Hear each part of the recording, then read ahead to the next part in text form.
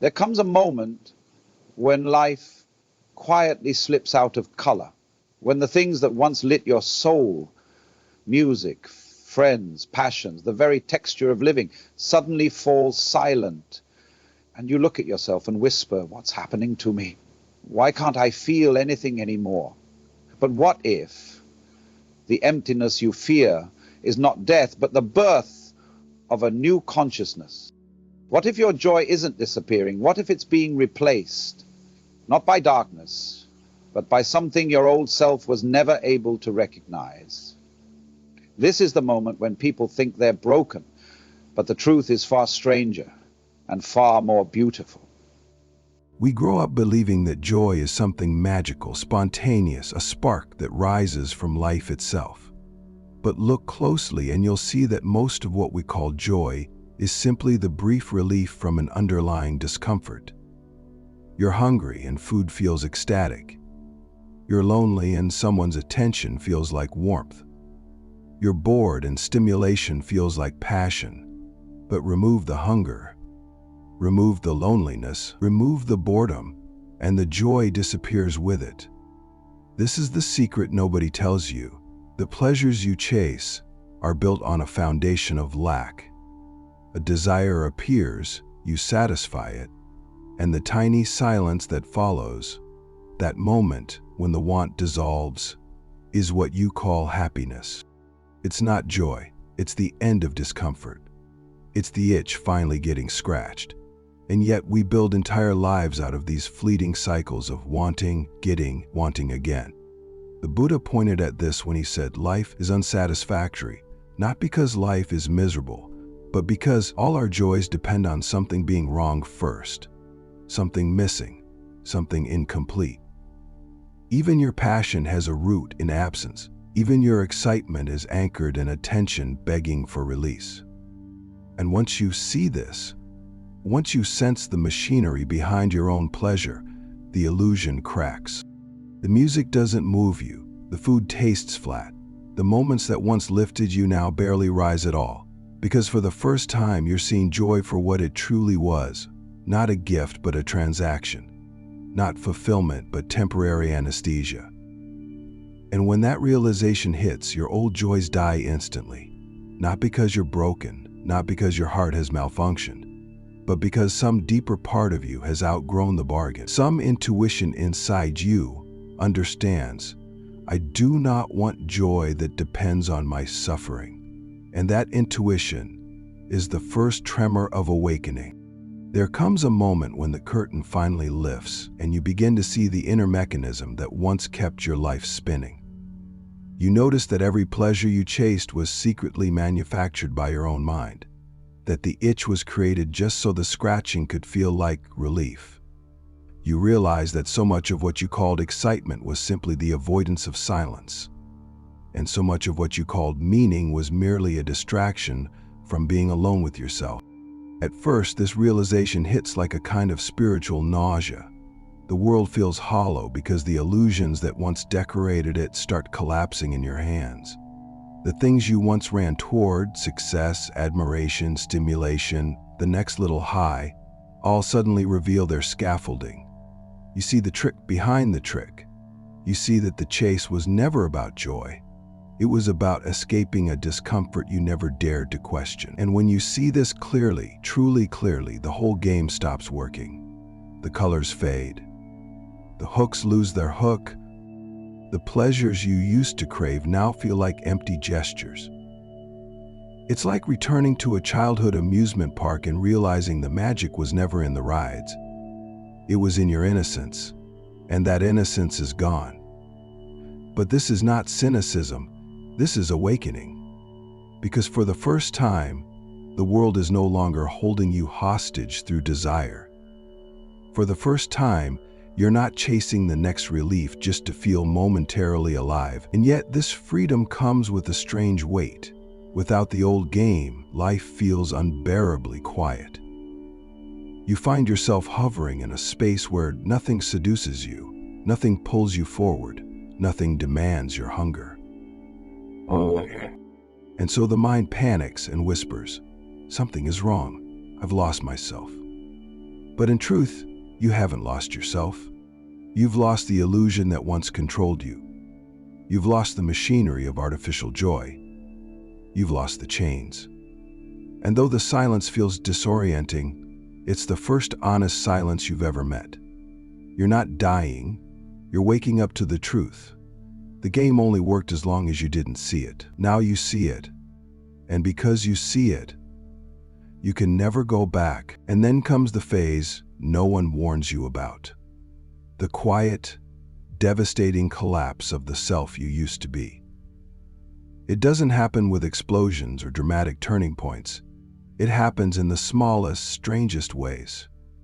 You wake up one morning and realize the world feels distant, as if you're looking at life through a window you can't open. You go through your day like a ghost inhabiting the memory of someone you once were. The laughter doesn't land. The beauty doesn't pierce. Even your own thoughts sound like echoes coming from another room.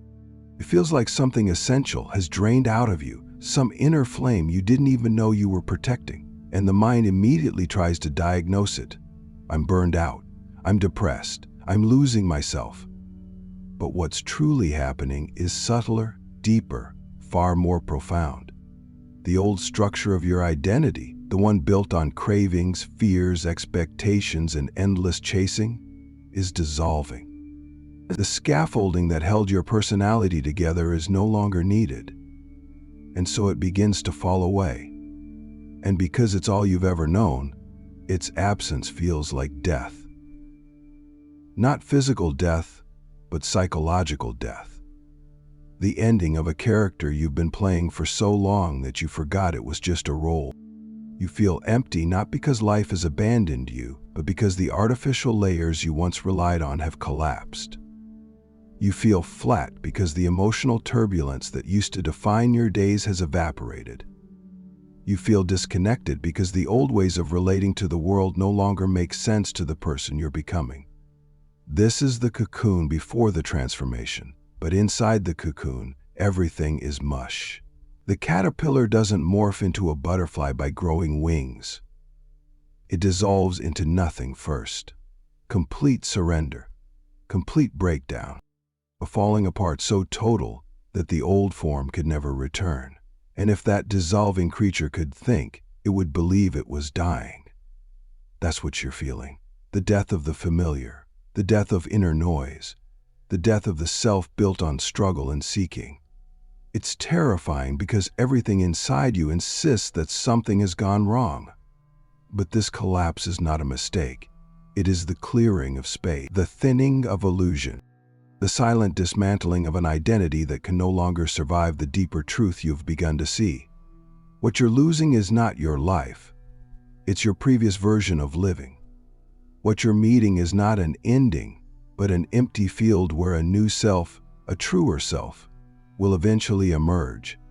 But in this moment, all you can feel is the falling, and the falling feels like forever. Imagine you've lived your entire life in a room lit only by candles, warm, flickering, comforting in their own fragile way. In that dim glow, everything seems meaningful. The shadows dance on the walls, shapes shift in mysterious ways, and you spend your days interpreting these moving silhouettes as if they were life itself. The shadows become your stories, your hopes, your pleasures, your fears. This is what ordinary joy feels like. A shadow play created by a narrow light. But then, without warning, a door opens. A flood of daylight pours in, and in that sudden blaze, the shadows vanish. The dancing shapes you once called meaning evaporate instantly. You're not blinded because the light is wrong, you're blinded because it's too real. The mind panics because everything familiar disappears at once. Where there used to be stories, there is now only light. Where there used to be comforting darkness, there is a new clarity that feels violent in its honesty. And so you tell yourself, something is wrong. Everything is washed out. Everything feels empty. I can't see anything. But the truth is painfully simple. Your eyes haven't adjusted. You're mistaking illumination for emptiness. You're mistaking clarity for loss. You're mistaking truth for a kind of inner death. Because daylight doesn't offer you the entertainment of shadows. It offers you the world as it is, raw and unfiltered. And that transition is never gentle. When the mind has lived on candlelight, the brightness of reality feels like sensory deprivation. You look around and see nothing because you're seeing everything at once. It's too vast, too quiet, too direct. You don't know where to place your attention because the old reference points, the shadows, are gone. And so life feels flat, not because it has lost its meaning, but because your vision is evolving. Your nervous system is learning to perceive without filters. Your consciousness is learning to exist without illusions. And adjusting to that kind of light takes time. Just as a person stepping out of a dark theater into midday sun must squint, must pause, must let their eyes recalibrate, so too must you. This phase feels like numbness, like the absence of color, but it is actually the overwhelm of a new reality rushing in. The doorway has opened, the light is here, and though you may feel lost in its brightness, this is the first moment life is beginning to show itself to you, not as shadows, but as truth. When the world loses its familiar glow and the old joys stop answering your call, your first instinct is almost always the same. You try to escape the emptiness. You try to outrun the silence. You reach for anything that might resurrect the spark you once knew. Some people throw themselves into new hobbies, hoping a fresh passion will ignite what has gone dim. Others chase new relationships, new friendships, new connections, not out of genuine desire but out of desperation to feel something again. Some turn to intense stimulation, louder music, brighter screens, deeper pleasures, trying to overwhelm the numbness with sensation. It's the same mechanism every time. Maybe if I run fast enough, if I distract myself hard enough, if I fill my life with enough noise, the emptiness will disappear. But this is the great misunderstanding, because the silence you're feeling is not a void that needs to be filled. It's a detox, a cleansing, a withdrawal from the addiction to stimulation. And every attempt to drown it out only makes it more obvious. The harder you try to recreate the old spark, the more hollow the world feels in response. It's like trying to force a key into a lock that no longer exists. The pleasure that once thrilled you now lands like static. The excitement you chase leaves you emptier than before. Even the highs feel strangely thin, like you're watching someone else experience them. And this is where frustration sets in. Why isn't this working? Why can't I enjoy anything? But the real question hiding beneath that frustration is this: why am I trying so hard to bring back a version of joy my soul has already outgrown? The truth is, once you've begun to see through the illusion of conditional pleasure, you cannot unsee it. The mind can try to revive the old routines, but the heart won't cooperate. The old joys don't return because they were never genuine in the first place. They were relief from discomfort, and now the discomfort itself is dissolving. There is nothing left to soothe, nothing left to escape, nothing left to chase. And that sounds like despair until you realize what it truly means. Your system is no longer willing to be bribed by temporary pleasure. It refuses to be entertained by shadows. It is preparing you for something quieter, steadier, more real. The failed escape attempts aren't failures. They are signs. Signs that the old world has lost its grip on you. Signs that the old self no longer fits. Signs that a different kind of life is trying to emerge but cannot enter until you stop running from the silence long enough to hear what it's saying. And then somewhere in the quiet, after all your attempts to escape have failed, something subtle begins to appear. Not with a burst, not with a revelation, not with the dramatic force your old self would have demanded, but with a gentleness so soft you almost miss it. It comes in the spaces between thoughts, in the moments when you finally stop trying to manufacture joy, when you no longer chase sensations or resurrect old passions, when you are simply too tired to keep running. It arrives like a faint warmth beneath the coldness, like the softest light behind your closed eyes. It isn't joy in any way you once understood it. It has no excitement, no peak, no high. It doesn't rush into your body or electrify your mind. Instead, it settles around you like a quiet presence, like a deep exhale you didn't know you'd been holding.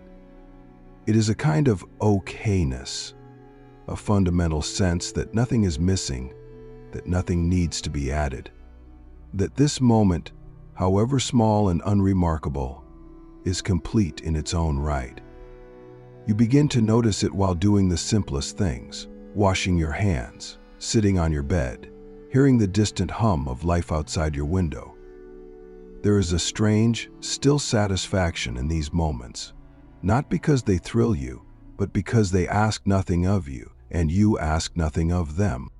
And for the first time in a long time, you taste a form of peace that doesn't depend on relief, doesn't depend on stimulation, doesn't depend on anything at all. It is steady, unwavering, quietly alive. Most people miss it because it doesn't announce itself with the drama of happiness. It doesn't glitter like excitement. It doesn't sing like passion. It hides beneath everything, waiting for the moment you stop searching. And the more you allow yourself to rest in this subtle presence, the more you realize it was always here. Underneath the cravings, underneath the noise, underneath the lifelong chase for moments of pleasure. This quiet completeness is not a peak, it is a ground, a foundation, a home you never recognized, because you were always rushing past it in search of something louder. And the extraordinary thing is this: once you taste this stillness, even for a moment, the entire architecture of your life begins to shift. You are no longer seeking joy to escape discomfort. You are discovering a state that remains even when discomfort arrives. You are no longer chasing feeling. You are recognizing the awareness that holds all feelings. And it dawns on you, gently, humbly, unmistakably, that this okayness is not the absence of life. It is the beginning of life lived without illusion. Let me tell you the story of a man I once knew. A man who spent his entire life in motion, as if stillness itself were a kind of death. He devoured experiences the way a drowning person gasps for air. He traveled from country to country, chasing new landscapes, new cultures, new sensations.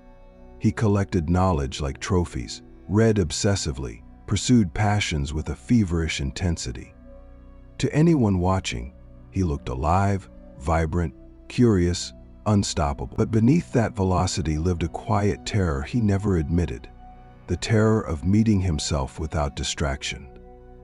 The more he ran, the more he needed to run. Each peak became dull faster than the last. Each pleasure required more stimulation, more novelty, more fire to feel even half as alive. And then one day, without warning, his enthusiasm simply collapsed. The colors drained from the world he once worshipped. Travel felt exhausting. Books felt meaningless. Food tasted like cardboard. Every activity that had once fueled him now felt like an empty ritual. He became convinced he was decaying, losing his spirit, losing his spark. Depression, he thought. Aging, he thought. Some invisible failure inside him, he thought. But in truth, something sacred was happening. For the first time, life stripped away the constant motion he had used to avoid himself. There was no escape left, and in that uncomfortable stillness, the real shift began. He told me that one afternoon, after months of numb drift, he sat in his garden with no purpose at all. No book, no plan, no stimulation. Just him and the quiet. And as he sat there, something strange dawned on him. He didn't feel excited, but he didn't feel miserable either. He felt present, unburdened, deeply here, a contentment so simple, so unadorned, he had dismissed it his entire life as nothing. He realized he had spent decades running from this very feeling. The feeling of sufficiency, the feeling of being alive without needing a reason. And the more he allowed himself to rest in it, the more obvious it became that all his restless searching had been a way to escape the very peace he was built for. He wasn't losing joy, he was losing addiction. He wasn't empty, he was becoming available. And the greatest irony was this: the stillness he feared was not a void, but a doorway. A doorway into a life no longer dependent on stimulation, a life anchored in presence rather than pursuit. He spent years running across the world, and in the end he discovered the one place he had never visited: the silence within himself. And in that silence, he finally found home. Emptiness. The word alone terrifies us. Not because emptiness is dangerous, but because emptiness refuses to distract us from ourselves. We are taught to fear empty spaces, empty moments, empty feelings, as if they are signs that life has abandoned us. But emptiness is not the absence of life, it is the absence of noise. And the truth is, most people are afraid of silence not because there is nothing in it, but because there is too much in it that they've spent their whole lives avoiding. When your old joys fall away and the world goes quiet, the first instinct is panic. Something is missing. Something is wrong, but what's actually happening is that life has stopped feeding you constant stimulation, and now you're meeting the raw truth of your own being. And the mind doesn't know how to handle that. It thinks stillness is failure. It thinks neutral presence is a void. It thinks the absence of highs must mean the presence of something terrible. But emptiness is not a threat.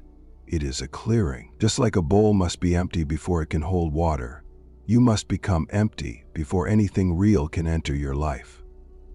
The emptiness you feel is the space where your old identity has dissolved and the new one has not yet formed.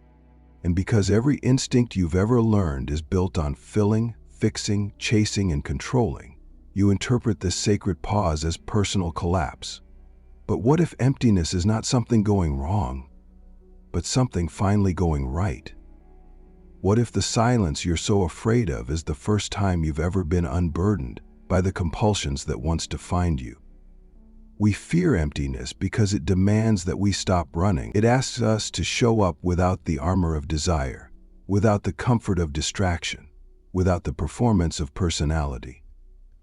It exposes us to the truth that underneath all our pursuits, we have always been enough. But that truth is so unfamiliar, so vast, so unlike anything our conditioned minds can comprehend that we recoil from it. We call it numbness, we call it deadness, we call it depression. But emptiness is not the absence of meaning. It is the silent ground on which a deeper way of being will eventually take root. The fear you feel is simply the fear of meeting yourself without filters. And in that meeting, something extraordinary is beginning. The birth of a self that no longer needs to chase life, because it is finally ready to inhabit it. There is a stage in this journey that almost no one understands, and yet it is the most essential of all: the cocoon phase. It is the moment when everything familiar dissolves and nothing new has taken shape. You are no longer who you were, but not yet who you're becoming. You're suspended in a strange, silent, in-between world, where your old desires have lost their flavor and your new self has not yet found its voice. Inside the cocoon, the caterpillar doesn't simply grow wings, it dissolves into formlessness. It becomes a kind of living soup, a shapeless being with no identity, no direction, no structure. And if it could think, it would likely believe it had died. This is exactly what you feel when the old self collapses. You feel like you're losing your edge, your personality, your motivation, your spark. You feel directionless, unanchored, as if life has quietly pressed pause without telling you why. Days blur, passions fade, the world feels distant. You're not depressed, you're dissolving. You are becoming fluid so that you can be reshaped. But this phase is terrifying because nothing in our culture teaches us how to endure transformation. We are taught how to strive, how to achieve, how to fix, how to rise, but never how to fall apart with grace. Never how to let ourselves become mush without thinking something has gone wrong. So you resist the cocoon, you panic in the uncertainty, you try to claw your way back to the old self, to resurrect the old feelings, to force your life back into shapes it no longer fits. But the cocoon will not release you until the transformation is complete. It is the sacred chamber where your seeking stops, where your illusions melt, where the ego's constant demands are reduced to silence.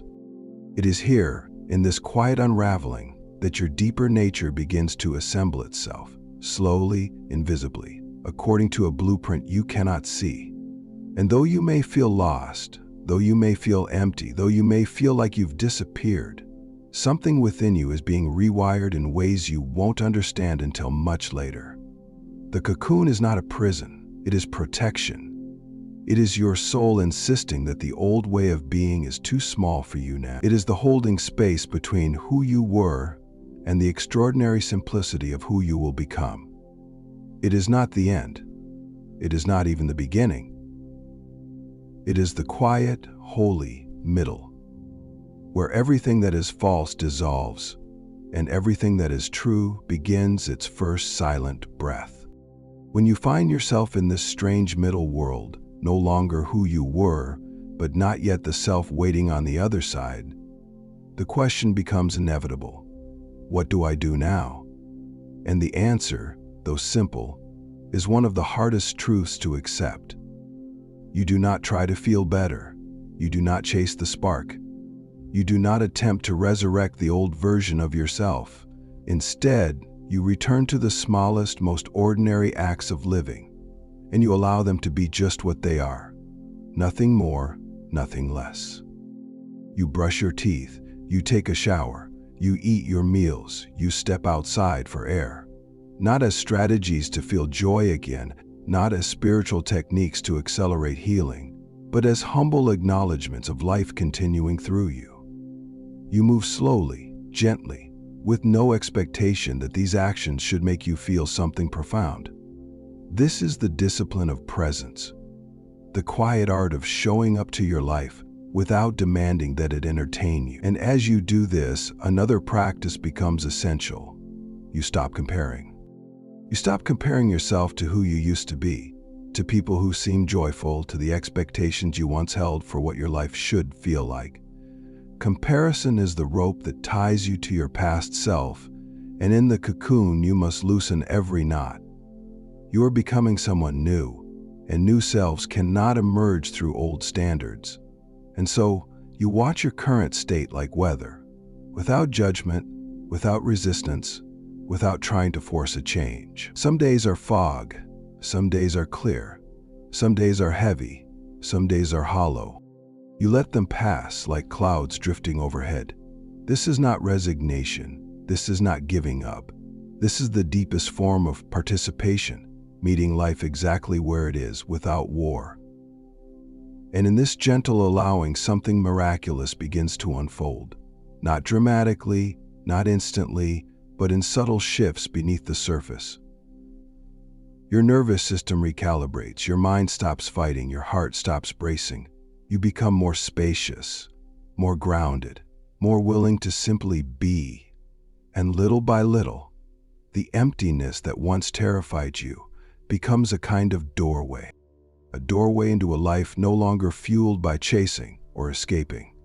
A life where presence replaces pursuit. A life where peace is not something you achieve, but something you uncover. You don't force transformation in the cocoon, you survive it. And survival in this context means only one thing. You keep breathing, you keep living, and you stop demanding that your life feel like anything other than what it is right now. For what you're doing in this quiet, unremarkable stretch of time is profound. You are creating space for the self you have not yet met. There comes a moment in this quiet transformation when a realization begins to dawn. Not suddenly, not dramatically, but with the slow, certain clarity of morning light. You didn't lose your joy, you outgrew it. The things that once thrilled you, once captivated you, once felt like oxygen to the soul, now feel like toys left behind on the floor of a childhood bedroom. Not because they were unimportant, but because you have become too large for the life that used to contain you. Think of how a child's joys evolve: candy, games, small adventures. As they grow, those delights lose their magic, not out of loss, but out of expansion. Their world widens, their mind deepens, their heart stretches into new dimensions. And so it is with you. The pleasures that once defined your life were not wrong. They were appropriate for who you were, but you are not that person anymore. You have expanded beyond the reach of those familiar highs, and so they naturally fall away. What feels like numbness is actually spaciousness. What feels like loss is actually liberation, because for the first time, you're no longer trying to squeeze yourself back into the narrow places where joy used to hide. You're no longer bending your soul to fit the contours of an identity that was always too tight. You're stepping into a bigger version of yourself, a version that cannot be satisfied by the fleeting rewards that once kept you chasing. And yet this transition is painful because you don't yet know what will replace those old joys. You don't yet know what the new self will hunger for, what will light you up, what will pull you forward with authenticity instead of compulsion. But what if the truth is this? The new joys you are growing toward are not higher versions of the old, but an entirely different quality of experience. Not excitement, but depth. Not stimulation, but presence. Not the rush of a peak, but the quiet fulfillment of being aligned with your own essence. When you outgrow old joys, life seems empty only because the shelf where you used to keep your happiness is now too low for you. The things you once reached for are beneath you, not in arrogance, but in evolution. You are stretching into a form of fulfillment that does not depend on contrast, not on highs to save you from lows, not on intensity to rescue you from stillness. And the more you feel this subtle shift within, the more you understand the death of old joy is the birth of inner peace. You didn't lose your ability to feel, you lost your dependence on being entertained by life. You outgrew the pursuit of joy and began preparing for something far more profound: the discovery of wholeness. And then, after all the dissolving, after the collapse, the silence, the cocoon, the strange spaciousness you never asked for, the final revelation begins to emerge. Not with thunder, not with enlightenment striking like lightning, not with the triumphant music your old self imagined awakening would sound like. It arrives quietly, almost shyly, in the simplest of moments. You wake up one morning and instead of reaching for your phone or your thoughts or your old identity, you simply breathe, and the breath feels enough. You sit by the window, watching soft light spill across the floor, and you realize you are not waiting for anything. Not waiting to feel better, not waiting for joy to return, not waiting for life to give you a sign. There is a stillness inside you that is not empty, but full. Full in a way you never knew fullness could exist. This is the revelation. The nothingness you feared was never nothing, was the ground of everything. Beneath the noise, beneath the striving, beneath the lifelong hunt for meaning and excitement, there has always been a quiet, unwavering presence. A sense of being that does not depend on pleasure, does not depend on stimulation, does not depend on life going your way. It is the part of you that has been here since the beginning, overlooked because it was too simple, too ordinary, too consistently available to be noticed. And now, in the aftermath of your inner collapse, it stands in front of you as the most obvious truth you have ever encountered. You were never incomplete. You were never lacking. You were never broken. You were simply covered in layers of seeking that made it impossible to see yourself clearly. The final revelation is not that you have become someone new, but that you have finally stopped running long enough to meet the one who has always been here. The one who exists beneath your feelings, beneath your thoughts, beneath your shifting seasons of joy and sorrow. And in that recognition, joy returns, but not the old joy. not the fragile highs that depended on contrast. This joy has no opposite. It has no cause. It is the natural radiance of existence itself. It is the soft glow of being alive without needing a reason. And when you touch this, even for a moment, you understand why the old structures had to collapse, why the old joys had to fade, why the emptiness had to open inside you. It was never a loss, it was preparation, clearing space for a quiet reality that was waiting patiently for you to become still enough, empty enough, present enough to finally feel it. And though this revelation is gentle, it is absolute. You are never outside the doorway you spent your life searching for. You are standing in it. You are always home. And so if you find yourself in that vast, quiet place where nothing moves you anymore, do not rush to escape it. Do not assume you've lost something precious. Instead, recognize what few ever do. You are standing at the threshold of a deeper life. The emptiness you feel is not a void, it is a clearing, a sacred dismantling of everything that was too small for the person you are becoming. You have walked through collapse, confusion, stillness, silence, and the unmaking of your old self. And yet, here you are, breathing, aware, present, proof that what is real in you cannot be destroyed. Let the world be quiet. Let the old joys fall away. Let the cocoon close around you if it must. Because on the other side of this strange, tender transition is not a better version of your old life, but a new way of being alive altogether. One that doesn't depend on highs or stimulation or the next fleeting spark. One that rests in presence, in sufficiency, in the gentle truth that existence itself is enough. Remember this, you don't step through the doorway into your new life. You simply stop running long enough to notice that the doorway was never closed. You were never locked out. You were never lost. You were simply becoming spacious enough to feel the home you've always carried inside you. So breathe and let the stillness gather around you. Your transformation is already underway. And the world you're growing into will meet you when you're ready, quietly, patiently, inevitably, just as you are.